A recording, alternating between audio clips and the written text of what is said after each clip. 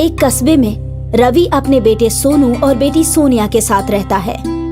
उसकी बीवी का इंतकाल 1 महीने पहले ही हुआ है। रवीश शराबी किस्म का आदमी है और वो कोई काम नहीं करता। इसी की वजह से रवीश की बीवी का इंतकाल हुआ है, क्योंकि रवीश उसे रोज मारता था और शराब के लिए पैसे मांगता था। रानी रवीश की दूसरी बीवी थी। रवीश के बच्चे सुबह सो रहे हैं, तभी रवीश वहाँ आता है। अरे नालायकों, उठ जाओ और पैसे कमा कर ले आओ। अब्बू, हम कहाँ से लाए? ओए, ज्यादा सयाना मत बनो। मैं तेरा असली बाप नहीं हूँ, सौतेला बाप हूँ, सौतेला। तेरी माँ से दूसरी शादी इसलिए की थी ताकि वो मुझे कमा कर खिला सके। तुम दोनों के माँ बाप तो मर गए और तुम्हें मेरे ऊपर छोड़ गए। मैं कहाँ से लाऊं तुम्हारे लिए खाना? पापा, आप क्या कर रहे हो? हमें कुछ भी समझ में नहीं आ रहा। अब्बू, मुझे स्कूल जाना है। ओए, दोनों भाई बहन जाओ और जाकर पैसे कमा कर लाओ और शाम को पैसे लेकर ही घर लौटना, वरना इस घर से बाहर निकाल दूंगा। अब्बू, हम दोनों पैसे कमा लेंगे, लेकिन हमें घर से बाहर मत निकालिए। अरे ना ना ना सोनिया, तू तो मेरी दौलत की चाबी है। तू तो मुझे रुपया देकर जाएगी, लेकिन शाम को मुझे मेरे पैसे जरूर चाहिए, नहीं तो सोच लेना। रवीश बच्चों को धमकी देकर वापस शराब पीकर सो जाता है। सोनू और सोनिया दोनों काम की तलाश में घूमते रहते हैं, लेकिन उन दोनों को काम नहीं मिलता। अब तक तो उनकी माँ कमा रही थी, तो इसलिए उन्हें बाहर की ज्यादा मालूमात नहीं है। भाईजान, लगता है आज हमें कोई काम नहीं मिलेगा।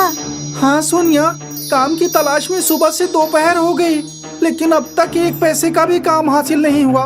भाईजान, अब घर चलते हैं, क्योंकि बहुत भूख लगी है। सोनिया, घर पर अम्मी नहीं है जो हमारे लिए खाना बनाएंगी। अम्मी नहीं है तो क्या हुआ, अब्बू तो है ना। तुमने सुबह सुना नहीं उन्होंने क्या कहा था? देख, बहुत मार पड़ेगी अगर बिना पैसे लिए घर गए तो। अरे भाईजान, अब्बू की बात को इतनी संजीदगी से क्यों ले रहे हो? वो शराब के नशे में मजाक कर रहे थे। चलिए, जरूर अब्बू ने हमारे लिए खाना बनाया होगा और हमारा इंतजार कर रहे होंगे। तू तो जानती है ना कि अब तक अब्बू ने हमसे क्यों कुछ नहीं कहा था, क्योंकि अम्मी ने अब तक का राशन और शराब का इंतजाम पहले से ही कर दिया था। भाईजान, इतना मत सोचिए, चलिए घर चलते हैं, गर्मा गर्म खाना खाएंगे। गर्मा गर्म खाना नहीं, गर्मा गर्म थप्पड़ मिलेंगे। भाईजान, अब मुझे कुछ नहीं सुनना, चलिए जल्दी से घर चलिए। सोनू और सोनिया घर पहुंचते हैं। रवीश बच्चों को देखकर दौड़कर आता है और खुशी से उन्हें चूमने लगता है। वाह, तुम दोनों भी मेरे लिए बेकार नहीं हो। पैसा कमा कर लाए हो ना, अब मुझे कोई फिक्र नहीं है। मेरी जिंदगी ऐश से कटेगी। ला सोनू, अब तो मुझे अपनी पहली कमाई का दीदार करा दे, समझ गया? ला सोनिया, तू भी दे दे। सोनू और सोनिया सर झुकाकर खड़े हो जाते हैं। क्या हुआ, तुम लोग कुछ बोलते क्यों नहीं? अब्बू, हमें पैसे नहीं मिले। पैसे क्या पेड़ पर लगते हैं कि जाओ और जाकर झाड़ लो? उसके लिए काम करना पड़ता है, काम। लेकिन मुझे पहले से ही पता था कि तुम जिस सांप के सपोले हो, तुम इतनी आसानी से मेरी बात नहीं मानोगे। तुम्हारी अम्मी की तरह तुम्हें भी बेल्ट और डंडों से मारना पड़ेगा। रवीश डंडा लाकर दोनों को खूब मारता है। दोनों बच्चे रोते हुए रात को भूखे ही सो जाते हैं। उन्हें अपनी अम्मी की बहुत याद आती है। अगली सुबह दोनों भाई बहन एक चाय की दुकान पर काम करने लगते हैं और पैसे लाकर अपने सौतेले बाप को देते हैं।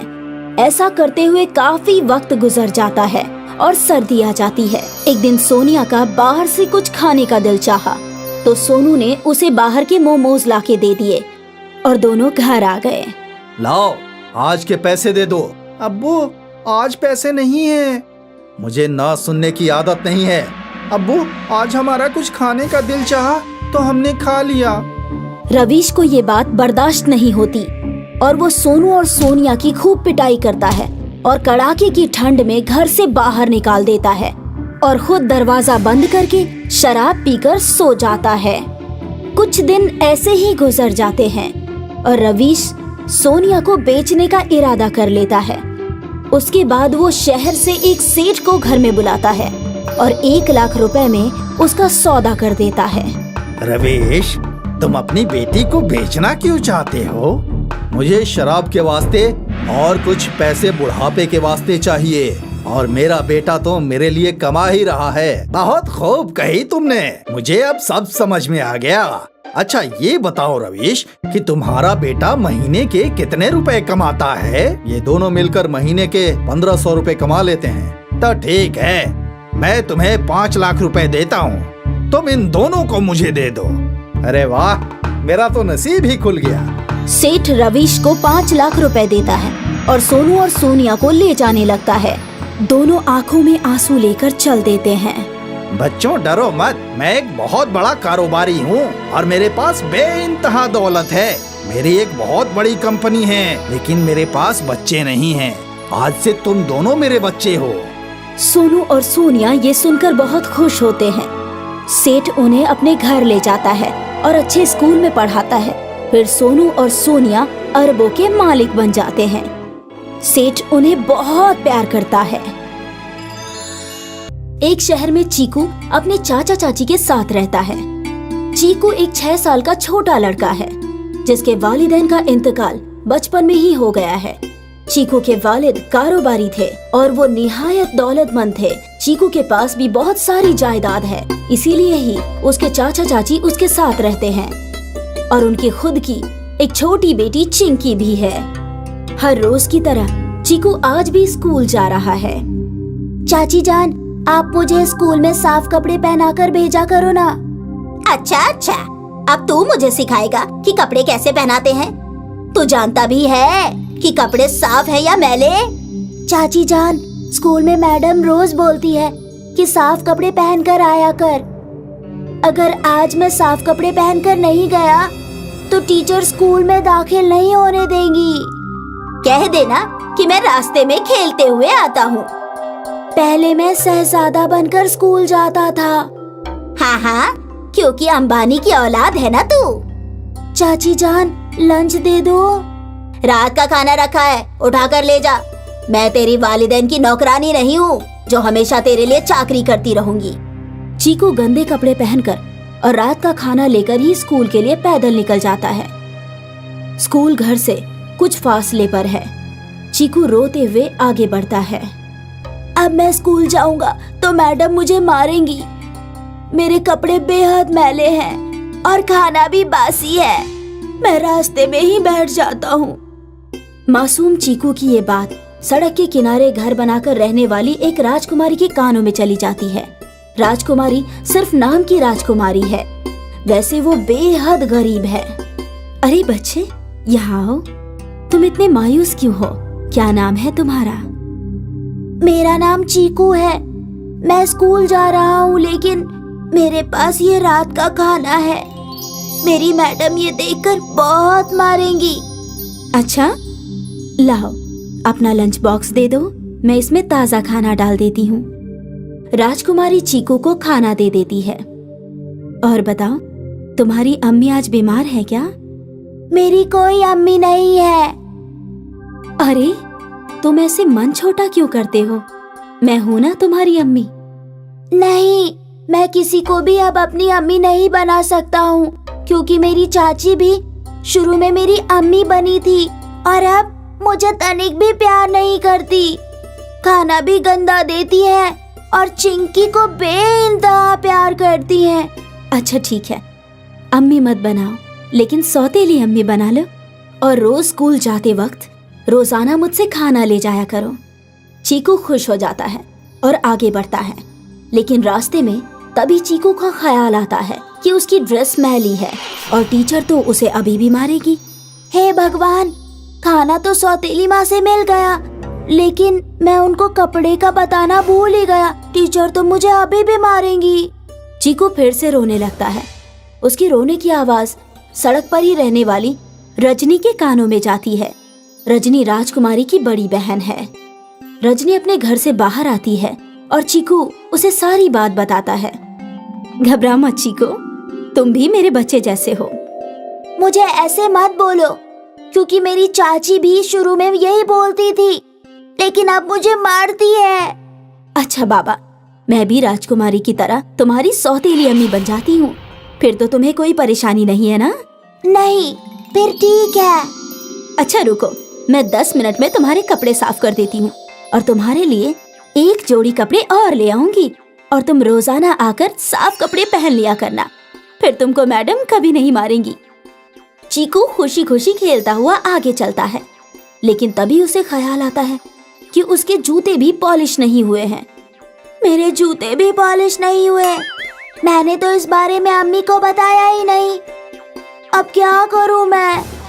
कैसे स्कूल जाऊं? मैं स्कूल के लिए लेट भी हो रहा हूं। किस्मत से इस बार भी चीकू का दर्द राजकुमारी की छोटी बहन रेनू के कान में चला जाता है। ये तीनों बहन पैसे से ही गरीब हैं, लेकिन दिल की बहुत अमीर हैं। चीकू की बात सुनकर रेनू ने भी अपने दिल के दरवाजे के साथ साथ घर के दरवाजे उस मासूम अनाथ के लिए खोल दिए, जिसे अब 2 अम्मी पहले ही मिल चुकी थी। चीकू रेनू को अब तक की सारी घटना बताता है।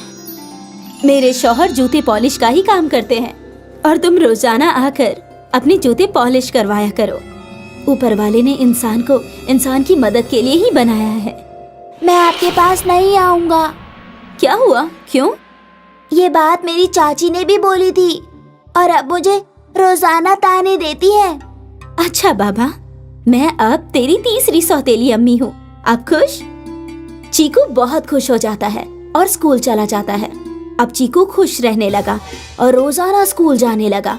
चीकू की ये खुशी चाची से कतई बर्दाश्त नहीं हो रही थी और उसने एक रोज चीकू को बुलाया। क्यों रे चीकू, आजकल तेरे गाल बहुत फूले फूले रहते हैं। मैंने तो तुझे कपड़े धोते हुए कभी नहीं देखा। तू इतना खुश क्यों है आजकल? और तू अब कोई शिकायत भी नहीं करता। चीकू मासूम होता है। वो अपनी चाची जान को सब बता देता है। मेरी 3 सौतेली माँ है और वो मुझे बेइंतहा प्यार करती है। हे भगवान, इस बुढ़े को जरूरी क्या था इतने सारे निकाह करने की? अब ना जाने किस किस को जायदाद में हिस्सा देना पड़ेगा। इससे अच्छा तो चीकू का ही घर से बाहर निकलना बंद करा देती हूँ। चाची चीकू को मारती है और उसका बाहर निकलना बंद कर देती है। और जब चीकू 2 रोज तक अपनी सौतेली अम्मी के पास नहीं पहुँचता तो तीनों मिलकर उसे खोजना शुरू कर देती है और चीकू के घर पुलिस लेकर पहुँच जाती है। मेरी तीनों सौतेली अम्मी आप सब आ गई। मुझे इनसे बचा लो। चाची जान बहुत मारती है। ये बहुत बुरी है। बेटा, तुम्हारी तीनों अम्मियों ने हमें सब कुछ बता दिया है। सारी जायदाद पर सिर्फ तुम्हारा हक है। अगर तुम अपनी देखभाल के लिए इन सौतेली अम्मियों को अपने साथ रखना चाहते हो तो रख सकते हो। बाकी नकली लालची चाचा और चाची को गिरफ्तार करके मैं हवालात ले जा रहा हूँ। पुलिस चीकू के चाचा चाची को लेकर जाती है और चीकू के पास उसकी तीनों सौतेली अम्मी छोड़कर जाती है। चीकू अब खुशी खुशी रहता है और अच्छे कपड़े पहनता है और खूब अच्छा अच्छा खाना खाता है। राघव और जगदीश 2 भाई थे।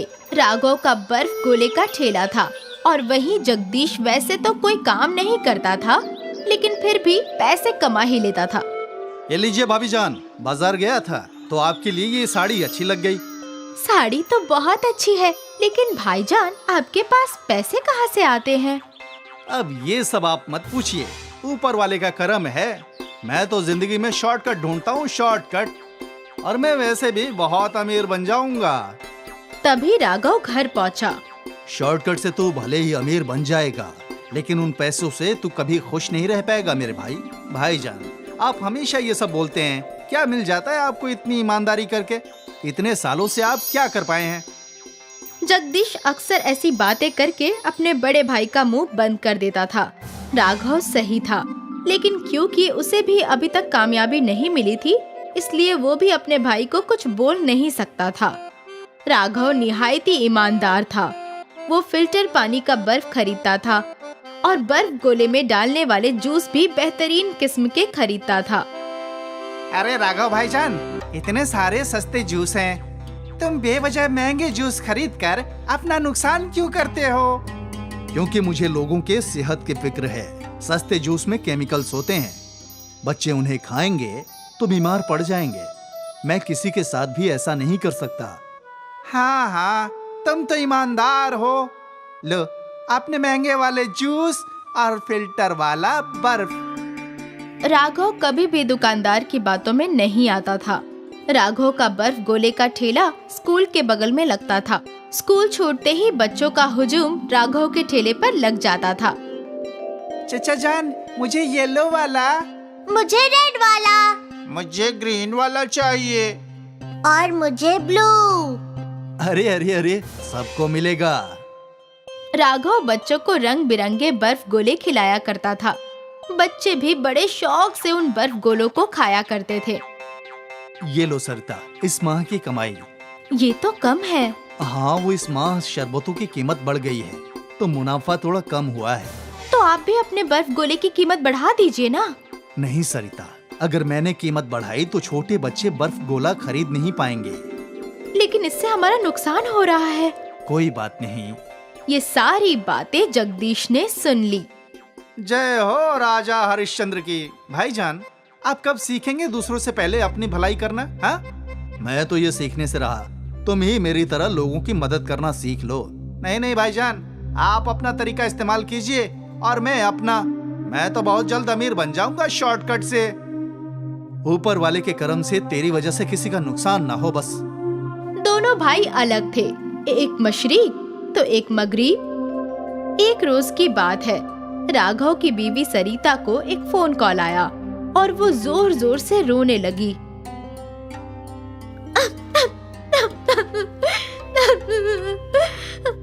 क्या हुआ सरिता? भाभी जान, क्या बात है? मेरी अम्मा की तबीयत बहुत खराब है। वो तुम फिक्र मत करो, हम अभी तुम्हारे मायके चलेंगे। राघव ने सरिता को बोल तो दिया कि वो उसे माँ के घर लेकर जाएगा, लेकिन फिर उसे अपने बर्फ गोले के ठेले का ख्याल आया। अरे जगदीश, क्या तुम कुछ रोज के लिए मेरा ठेला संभाल सकते हो? ठीक है भाईजान, वैसे भी फिलहाल मेरे पास कोई काम नहीं है और गर्मी का मौसम है। आपके गोले का ठेला बंद रहेगा तो बहुत नुकसान होगा। ठीक है, मैं चला लूंगा। अच्छी बात है, और याद रखना, फिल्टर वाली बर्फ और महंगे वाले जूस ही खरीदना, सस्ते वाले केमिकल से भरे होते हैं। हाँ ठीक है भाईजान, याद रखूंगा। राघव अपनी बीवी सरिता के साथ उसके माँ के घर चला गया।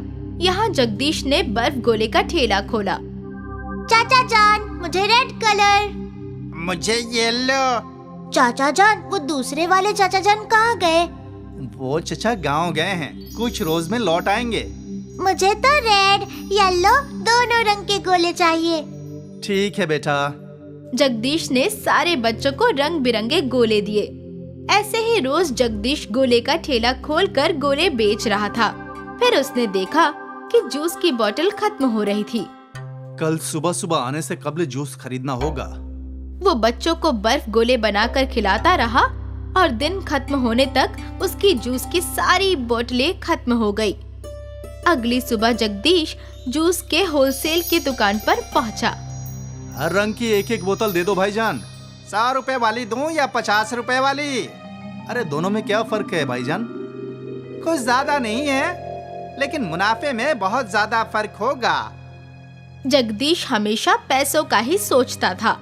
उसने बगैर ज्यादा सोचे सस्ते वाले जूस खरीद लिए। सस्ते वाले दे दो। ये लो भाईजान, और मेरे यहाँ सस्ता वाला बर्फ भी मिलता है। क्या फर्क है सस्ते वाले और महंगे वाले बर्फ में? सस्ता वाला बर्फ बगैर फिल्टर वाले पानी का है, लेकिन वो भी साफ पानी का ही है। ठीक है, तो वही दे दो। जगदीश ने सस्ता वाला बर्फ और सस्ते वाले रंग खरीद लिए। रोज की तरह उसने अपना ठेला खोला और बच्चों का हुजूम लग गया। मुझे रेड और ग्रीन गोला चाहिए। चचा जान, मुझे ब्लू गोला चाहिए। ठीक है बच्चों। जगदीश ने बच्चों को सस्ते वाले रंग और बर्फ के गोले दिए। दिन भर बच्चे गोले के ठेले पर गोला खरीदने आ रहे थे। जगदीश गोला बनाए जा रहा था। आज मुनाफा दुगना हो रहा है। काश भाईजान भी पैसे कमाने का शॉर्टकट सीख जाएं। मालूम नहीं ईमानदारी करके क्या हासिल होगा। शाम को जब जगदीश ने ठेला बंद किया तब वो मुनाफा देखकर बेहद खुश हुआ। अगले कुछ रोज तक जगदीश सस्ते वाले बर्फ और रंगों का गोला बेचता रहा। फिर यकायक उसके ठेले पर कम बच्चे आने लगे। चचा जान, एक येलो वाला। क्या हुआ बेटा, आज तुम्हारा दोस्त कहाँ है? चचा जान, वो ना बीमार है। क्या हुआ उसे? उसे हैजा हुआ है चचा जान। हैजा तो पानी से फैलने वाली बीमारी है। फिर जगदीश ने एक दूसरी बच्ची से भी पूछा। बेटा, तुम्हारी दोस्त कहाँ है?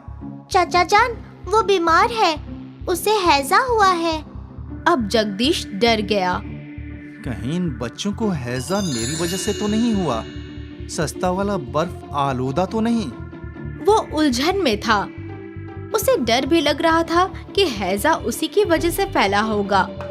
उसने फौरन अपने भाई को फोन लगाया। भाईजान, मुझसे एक गलती हो गई। क्या हुआ? मैंने आपकी बात नहीं सुनी और सस्ती वाली बर्फ और जूस खरीदा, और भाईजान शायद मेरी वजह से बहुत सारे बच्चों को हैजा हो गया। क्या? अब मुझसे समझ में नहीं आ रहा कि मैं क्या करूं। मैंने तुझे मना किया था ना ये सब करने से। अब देख, तेरी वजह से मासूम बच्चे बीमार हो गए। मैंने ऐसा कुछ नहीं सोचा था भाईजान, मुझसे गलती हो गई। अब मैं क्या करूं? सबसे कबल वो सारे जूस और बर्फ फेंक दो, और आइंदा से कभी भी ऐसा मत करना। हाँ ठीक है भाईजान। जगदीश ने सारे जूस और बर्फ नाली में फेंक दिए। उसे बच्चों के बीमार होने का अफसोस हो रहा था। आज के बाद मैं कभी भी ऐसा कुछ नहीं करूंगा जिससे किसी को भी नुकसान हो। अरे थोड़े से लालच की वजह से बच्चे बीमार हो गए। आइंदा मैं कभी भी लालच नहीं करूंगा, मैं शॉर्टकट ढूंढूंगा। जगदीश के ख्यालात ही बदल गए। हमेशा पैसों के बारे में सोचने वाला और शॉर्टकट ढूंढने वाला शख्स अब ईमानदारी के रास्ते पर चल पड़ा।